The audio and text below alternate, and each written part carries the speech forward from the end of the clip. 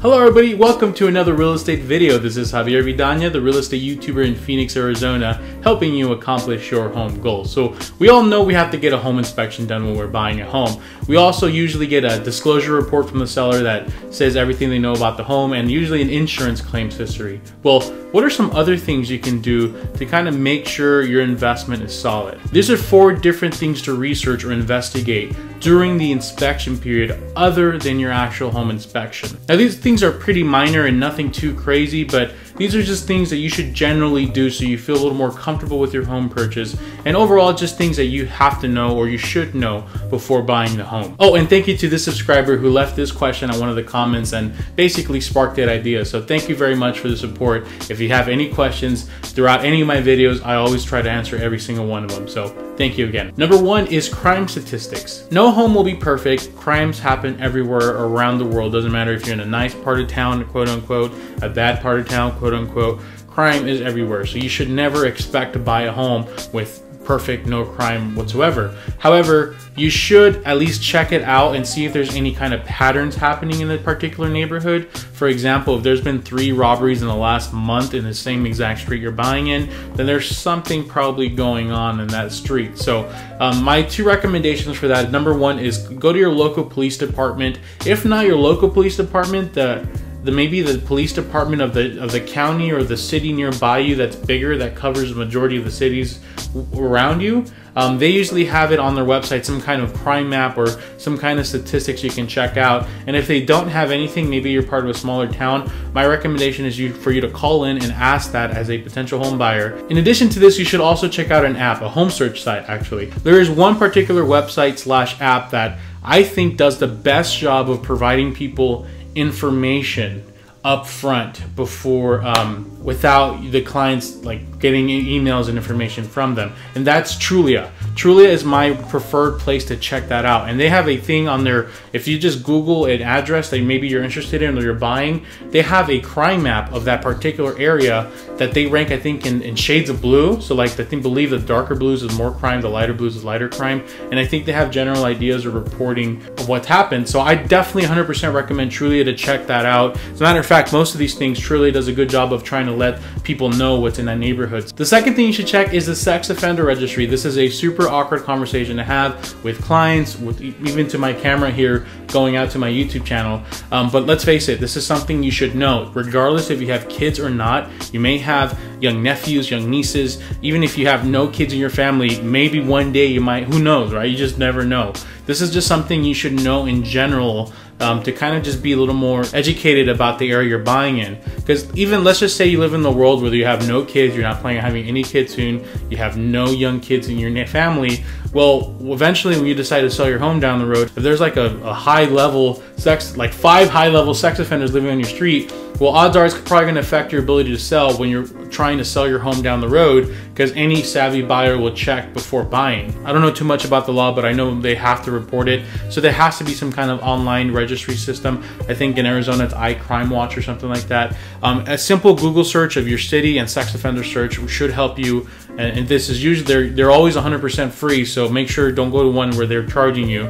Try to find the best way, and if you can't find one, well, you're gonna call the police department already, because odds are if you can't find one, you live in a smaller city or county. So since you're counting your police department for the first item, go ahead and ask them that as well. That way you get an idea. The third thing you should check is a history of any kind of treatments, pest control, termites, or permits on that home. You're gonna get what's probably, in Arizona at least, it's called a seller disclosure property statement. It's basically like 8 or 9 pages of what the seller knows about the home. But sometimes what happens, or actually a lot of times what happens, is the seller's only been there for a few years. You know, they haven't been there their whole entire life. So they don't really, if you're buying a house that's 1990 and the seller's only been there for 5 years, they don't really know as much. They know as much as they know. So it's not their fault if they happen to not know that the room that's on the back is actually an unpermitted room, or there was termites 10 years ago. Now, what you're saying, well, why would you want to know if there's termites 10 years ago?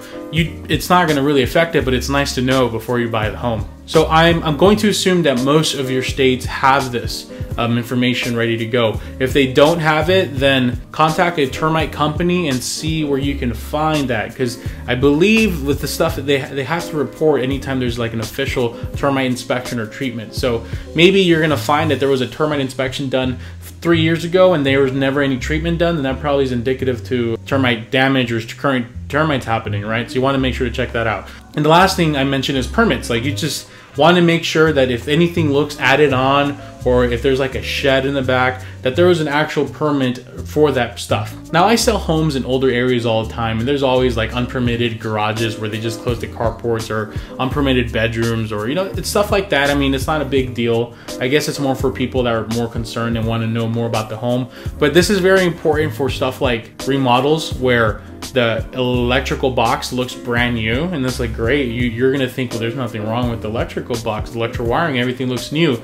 Well, there was one time what happened where my client, it was a brand new remodel, electrical box looked brand new. Well, we read some research and it turns out that it was unpermitted, or they started the permit but they never finished it. So the city inspector never went out to actually give the final approval on that. So we made 100% sure that we put that on our inspection repair request, that they need to make sure that they finalize it with the city. So just make sure to check everything's fine, and if anything looks new, make sure there's a permit for it. My fourth and final recommendation is school districts. Of course, if you have kids, you're probably saying, duh, I'm already checking that. Well, even if you don't have kids, if you're moving in with your boyfriend / girlfriend, or maybe you're going out with somebody right now and you just don't know what could happen. Here's what I recommend though. If you go online to the greatschools.org, or, you know, those kind of Yelp websites where people can go and rate schools, what you're gonna find is low rated schools. And here's why. You could give a good experience to 1,000 people, and maybe a few will recommend you, but most of them will just not bat an eye. Life moves on. You can give a bad experience to one person, and they're going to make hell for you. They're gonna tell thousands and thousands of people how horrible that thing is. Well, there's thousands of kids going to these schools, and odds are, just the law of averages, 1 or 2 kids might get bullied, might have a bad experience, whatever. So the bad reviews you see online is that one parent who is being, you know, sometimes they are warranted and their kids are being bullied and something's going on with the district, but most of the times as you read through them, you start realizing that it's bratty parents, that their kid didn't get treated like royalty and they get upset about it.